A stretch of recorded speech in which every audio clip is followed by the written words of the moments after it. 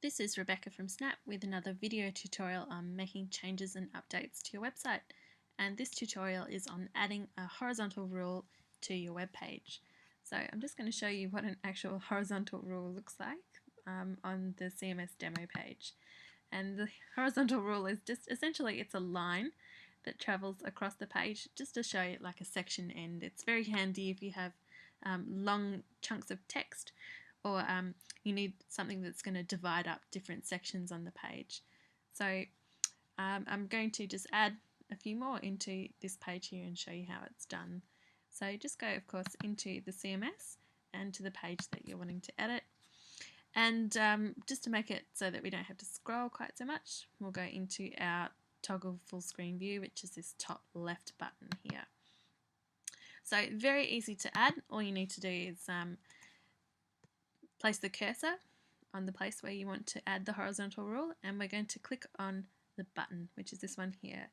So if I hover over it, you can see it comes up with horizontal rule on the tooltip, and it's going to bring up a little window like this here, which allows us to set all the different parameters.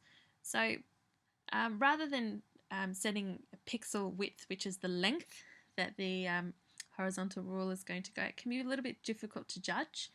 So rather than using pixels, I'm going to change it on the drop-down menu to the percentage button here. So the horizontal rule that's above us here is 60% of the width. So just to show you what a slightly different one is going to look like, I'm going to set one in at 80%. Height, I'm going to leave it normal, but you can of course make the horizontal rule a little bit thicker, so or thinner as well, I think. So, but I just generally leave them at default. There's no real reason to make them extremely thick. So I go into the insert, and it's automatically going to center it for us as well. So this one here, you can see the difference between 60%, 80%, and just to show you another little one here, I'll just pop in another one at dropping in the percentage at say 40% as well. And there we go. So a little bit difficult to judge what it's actually going to look like on the page from the CMS view, so don't forget of course to toggle back out of the full screen mode, save the page, and click on the preview website, or if you already have the page open, just refresh the page. So you can see here we have our 60% horizontal rule, this one here is at 80%, and this one here is at 40%. So you might want to go back in and just clean it up a little bit here just to make sure that, you know, we've got an extra paragraph break in here.